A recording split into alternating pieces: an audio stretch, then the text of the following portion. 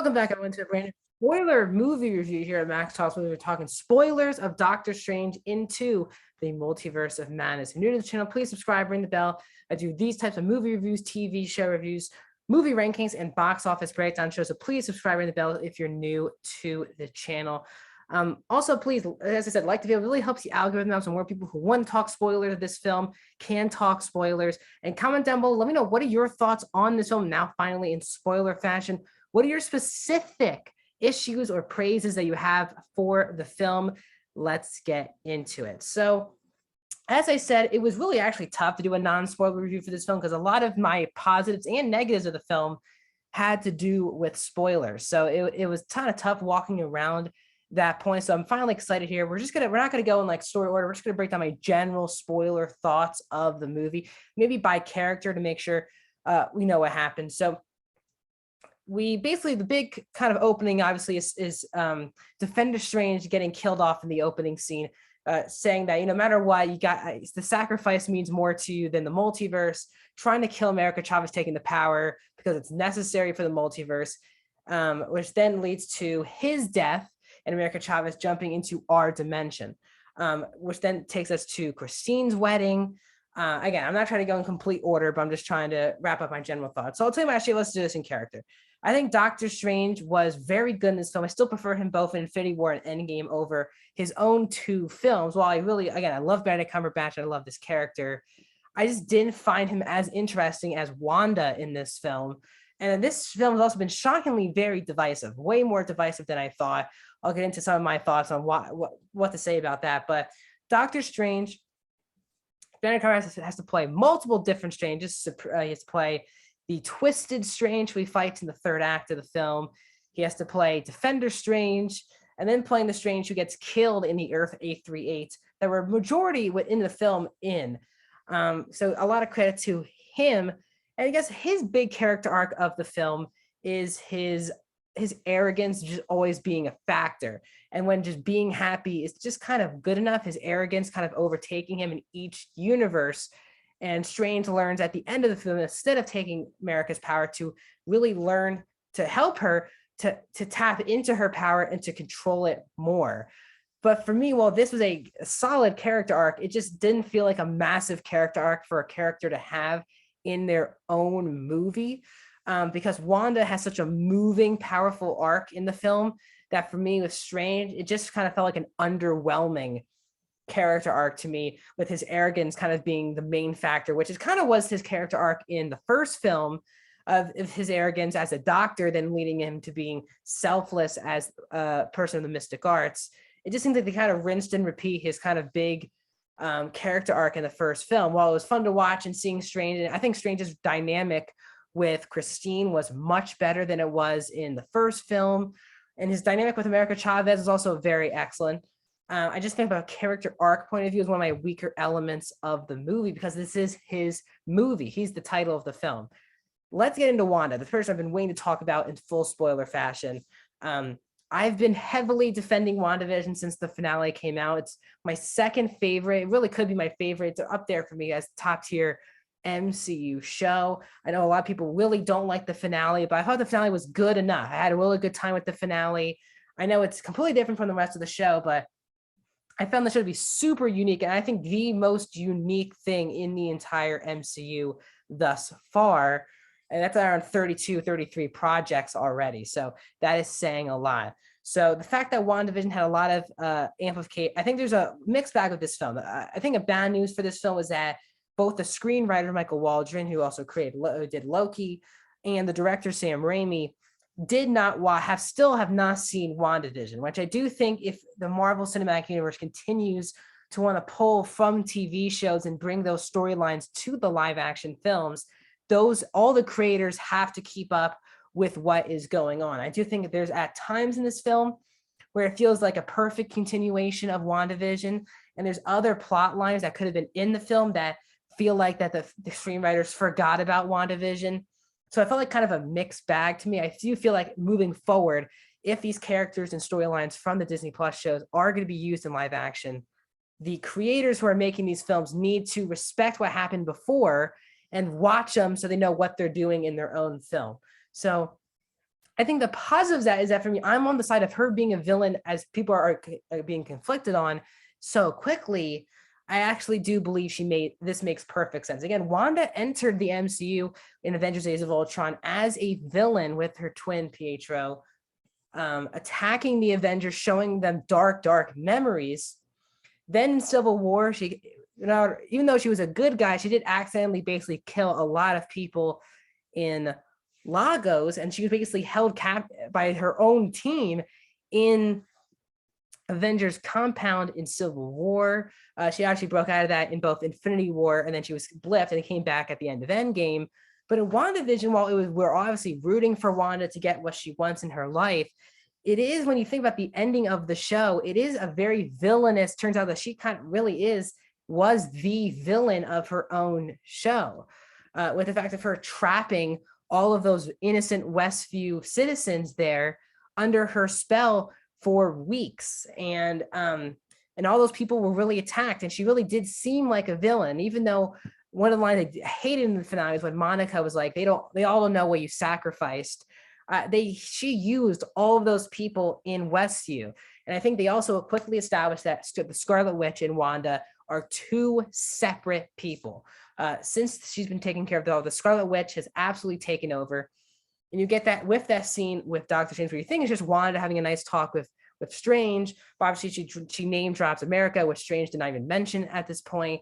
So she knows that something went bad. And she is basically the Scarlet Witch for the majority of the film. I thought it would have made perfect sense for her to be the villain. I know there's a lot of people out there. I'll just say it. People are saying that she's just a stereotypical female crazy person.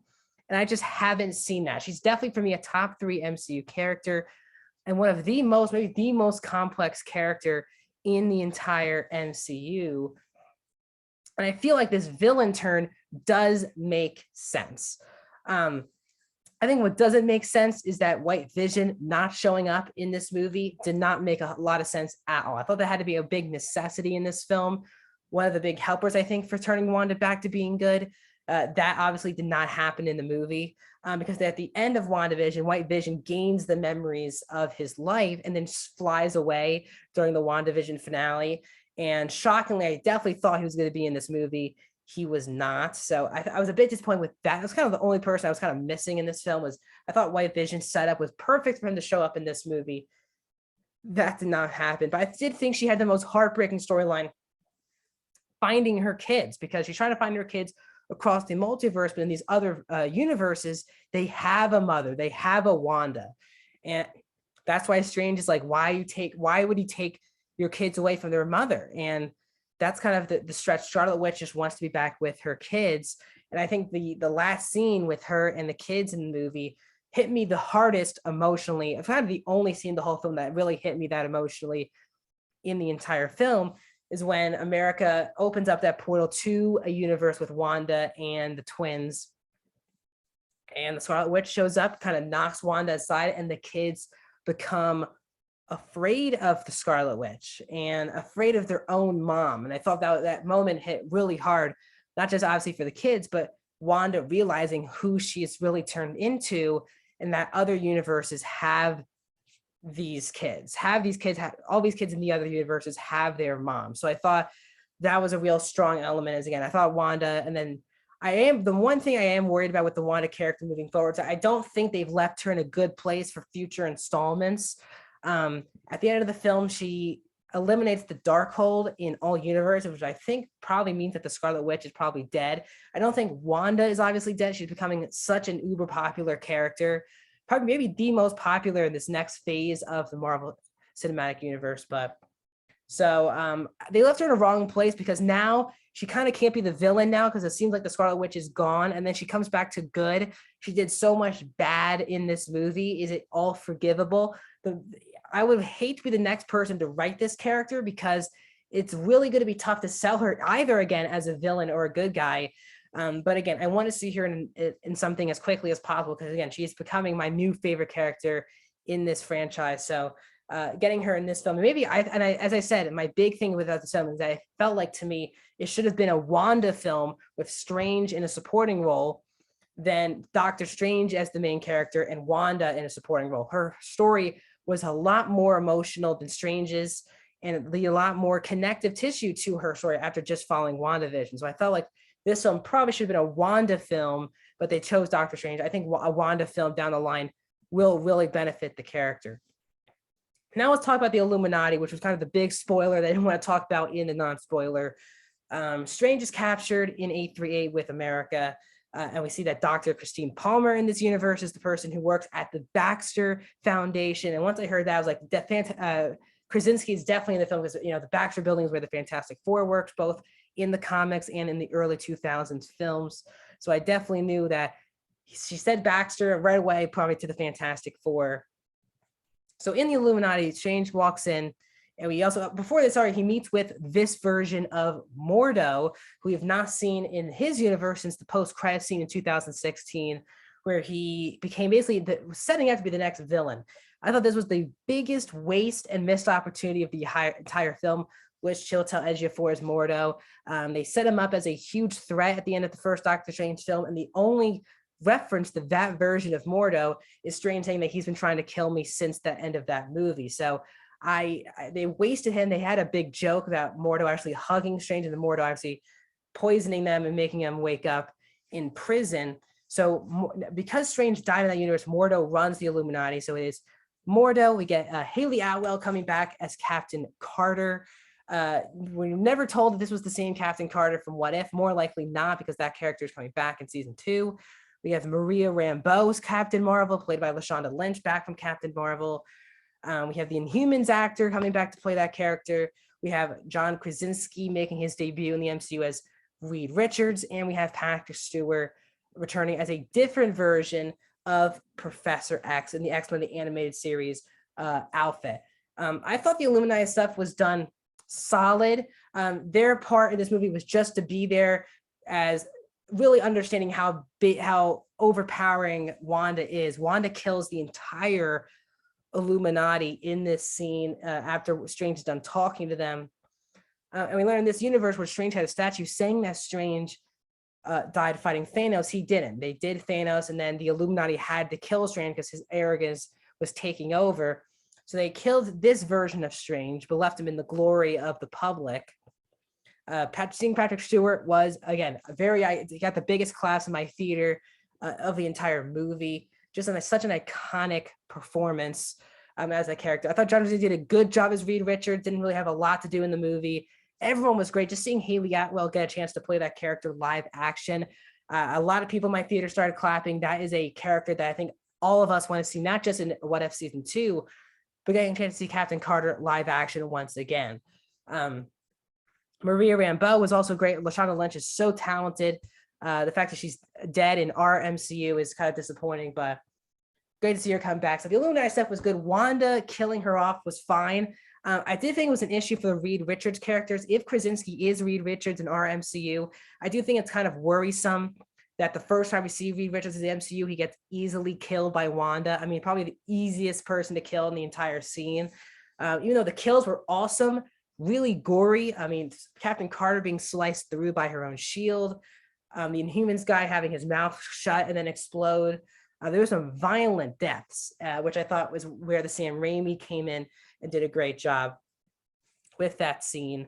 But Reed Richards dies very easily. I think another big issue with the multiverse moving forward is that it does take a lot of the stakes away, because if you're killing people in other universes, you know that our universes of those characters are alive. So I do think with the multiverse, they need to start balancing when the stakes need to be up. And that scene, sadly, I just didn't care about the deaths because I knew that those characters would probably, at least Reed Richards would show up again in our MCU. So it didn't really hit me at all with Wanda killing them, which I think was another misfire with the movie. You know, again, I really enjoyed it. It's in my top 15 MCU. It's just how I feel about that scene. At the end of the day, Doctor Strange then takes over his own body. The Defender Strange at the end of the movie helps Wanda. We did all these things. We get to the post-credit scenes as we're trying to wrap up this spoiler review. Sorry, it's going a bit too long. But the first post-credit scene is kind of a major one. Strange has that third eye now that we saw at the end of the movie. And he meets up with Cleo, played by Charlize Theron, who is now in the MCU. Cleo in the comics was the niece of Dormammu. And she opens up the dark dimension and says that there is an incursion that they need to fix. And Strange everyone's kind of bringing up incursions throughout the entire film of the multiverse. The question is, what is this incursion? Is that what we saw the multiverse of madness that Strange in America? Is it America? Is it Strange? Could it be Kang? We shall see, but sets up Charlize, and they also love interest in the comics. Would love to see that possibly come through with Cumberbatch and Theron. The last post-credits is just a Bruce Campbell joke that if you watch Evil Dead like I did, you totally got that Bruce Campbell bit with his hand punching himself, which was a reference to himself having that in Evil Dead 2. So I had a great time with this movie. I know a lot of people, this is one of the, again, just like Eternals for some reason, this is a hugely divisive movie. It has the second lowest cinema score in the MCU, again, just in front of Eternals. But it opened up big at the box office. We're going to talk about that today. Releasing at the same time as this is my box office breakdown show. So please go watch that as well. We break down the box office of Doctor Strange. Overall, I had a good time. I give this film a 4 out of 5. I stand by that. 77% for Doctor Strange in the Multiverse match. I don't think it was as great as I wanted it to be, but I had a really good time watching it in the theater. So that's my thoughts on this film. So please like the video, subscribe. See you guys soon.